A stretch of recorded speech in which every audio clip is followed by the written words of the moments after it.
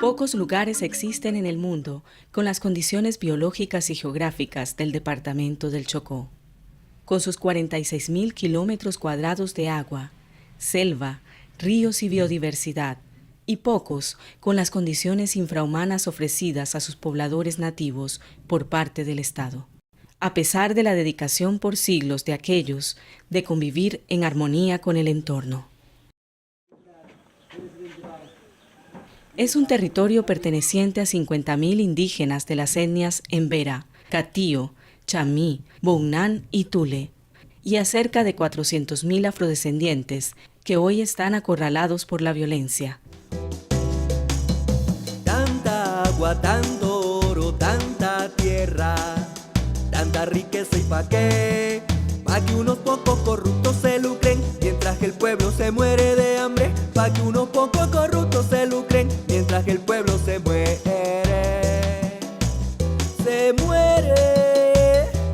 el pueblo agoniza.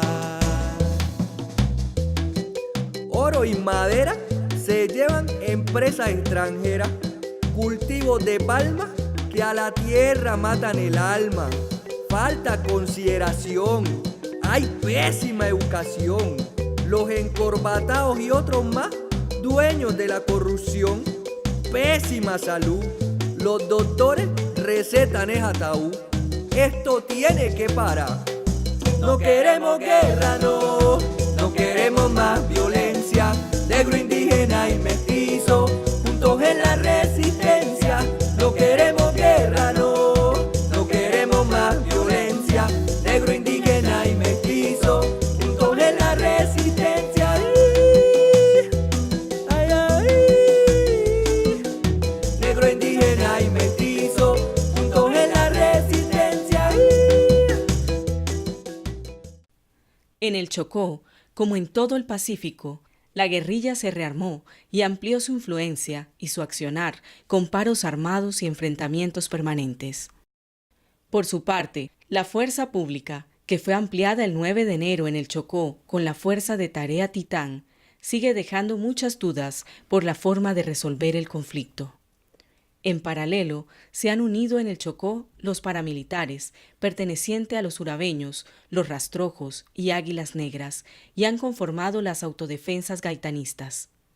A partir de abril, comenzaron operaciones en el Baudó contra la guerrilla del ELN, que ha dejado cerca de 3.000 indígenas en Embera desplazados y afrocolombianos aún no contabilizados. ¿Casualidad? ¿O Colombia está presenciando otra operación Génesis como la de 1997, que dejó decenas de muertos y más de 17.000 desplazados en el Bajo Atrato? Lo cierto es que la fuerza pública ha crecido exponencialmente en el Chocó en los últimos 15 años, pero no logra el control de ninguno de los grupos armados, ni de narcotraficantes, ni de mineros ilegales. La política antidroga y la policía antinarcóticos no han evitado el crecimiento de los cultivos de coca, toda vez que las intensas fumigaciones aéreas con glifosato no matan la coca, sino que envenenan hasta la muerte los cultivos de pan coger, las aguas y el aire. Esto a su vez ha generado la muerte de niños y niñas por desnutrición, enfermedades respiratorias, en la piel o gastrointestinales. La medida para acabar los cultivos de uso ilícito genera una grave crisis alimentaria. Por los territorios indígenas los han convertido en escenarios de guerra. Es allí donde los grupos armados están al margen de la ley, tienen sus campamentos, igualmente el ejército, y entonces esto se está presentando muchos problemas para las comunidades porque son las que quedan en medio de los enfrentamientos y esto está ocasionando una grave crisis humanitaria. Allí mismo en la cerca, de mis cercas de Pescadito, hicieron un bombardeo con 3 veces. En el septiembre también es que hizo uno el tiroteo allí en la comunidad Brisa. Eso también fue con los grupos de Ejército Nacional y allí alrededor de la comunidad. Estabas como perseguido al grupo como de la FARC, sí. Eso como que lo habían perseguido, pero allí no estaban esos grupos. Del tiroteo, de las armas, asusto, miedo, pobres mujeres lloraron y algunos niños también se retiraron hacia el monte, pero después, con gracias a Dios, recuperaron por los guardias indígenas. Una situación similar se vive con la minería ilegal.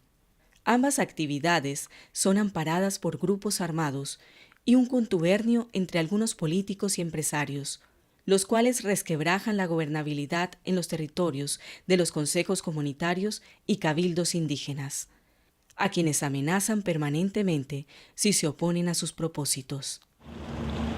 En materia ambiental, de acuerdo con la información recopilada por la Defensoría del Pueblo, al menos 7 ríos del Chocó, Atrato, San Juan, Andágueda, Apartadó, Bebará, Bebaramá y Quito han sido contaminados con mercurio y cianuro. La sedimentación es mucha, en que los pozos, los huecos que hacen, no los rellenan, y en eso tiene parte a veces el Ministerio de Medio Ambiente mediante las corporaciones, pongamos en el caso de Codechocó, porque no aplican lo que estipula la ley 685. Lo más grave es el alto riesgo para la salud de la comunidad. No se ha comprobado en Colombia que haya minería mecanizada ecológica que realmente pueda traer un apoyo económico para la población y que realmente se constituya como una mejor oferta frente a la agricultura, frente a la ganadería, frente a la pesca y a los demás factores de los cuales puede vivir la población. Por eso hemos también dialogado con la comunidad y hemos advertido sobre la falacia que significa abrir de par en par las puertas del territorio a la minería mecanizada. En efecto, nosotros tenemos un problema de modelo de desarrollo económico, un modelo de desarrollo económico que está fundado básicamente en un modelo extractivista de recursos naturales, de donde la minería tiene mucho auge y esa minería está desplazando a mucha población, la está desplazando de sus territorios. Según los datos que maneja la Corporación Autónoma Regional Codechocó, de más de 800 retroexcavadoras y 50 dragones en el Chocó, eleva en 184% lo existente en el 2012. Pero, ¿por dónde han entrado las 800 retroexcavadoras si el Chocó solamente tiene 2 carreteras que lo unen con la zona andina? ¿Dónde, al paso de las Camabajas, está la fuerza pública o los entes encargados de que este fenómeno no crezca a estos niveles escandalosos? Desde finales del siglo XX, el conflicto armado ha dejado miles de muertos y desaparecidos y el 60% de la población del Chocó desplazada. Paradójicamente, una mirada a la salud, a la educación, al nivel de empleo y a las necesidades básicas puede concluir que el mal menor en el Chocó es el conflicto armado. Los niños siguen muriendo, fiebre, dolor de cabeza, diarrea, vómito, y eso es que se están muriendo con esa enfermedad. De diciembre hasta la fecha 9 de abril reportaron 19 niños en la zona 2. A pesar que la salud del Chocó se encuentra intervenida por la Superintendencia de Salud desde el 2007, los indicadores no muestran ninguna mejoría. Pues el centro de salud también cuando nosotros hemos ido nos han atendido pero con algunos regaños que nos dan. Pues que los oficios ya no están agotados, que eso debe de sacar cita 2 días antes para poder atender a la gente. El Hospital San Francisco de Asís es el único centro de segundo nivel para atender a los 480.000 habitantes de la región y cubre menos del 50% de atención básica a los niños y niñas del departamento. Es preocupante que la mortalidad infantil y materna en el Chocó es 5 veces superior al promedio nacional. En cuanto a los niveles de desnutrición, el porcentaje global duplica el promedio nacional, dejando que gran parte de la población del Chocó termine el día sin una de las 3 comidas necesarias. El nivel de ingresos de gran parte de las familias afrocolombianas e indígenas es de los más bajos, al no pasar de los $5 diarios. Con ello, deben pagar la alimentación familiar, una de las más caras del país. Se muere el pueblo, agoniza.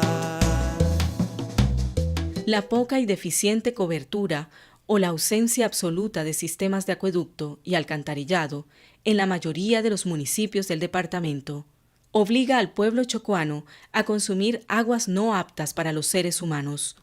En Quibdó, capital del departamento, apenas 4.100 familias de los aproximadamente 120.000 habitantes de la ciudad tienen servicio de acueducto.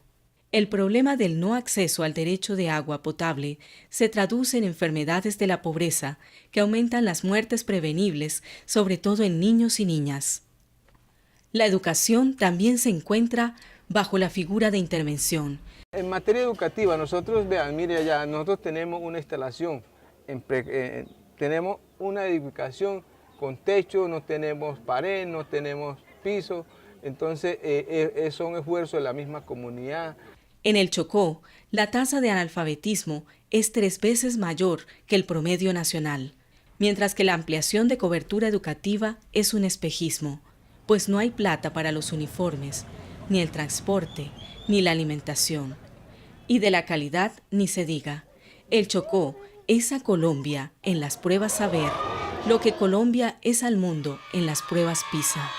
Y si de educación superior se trata, la única universidad pública que posee el Chocó es la UTC, Universidad Tecnológica del Chocó, la cual se caracteriza por tener las matrículas más caras del país, comparándola con otras universidades públicas.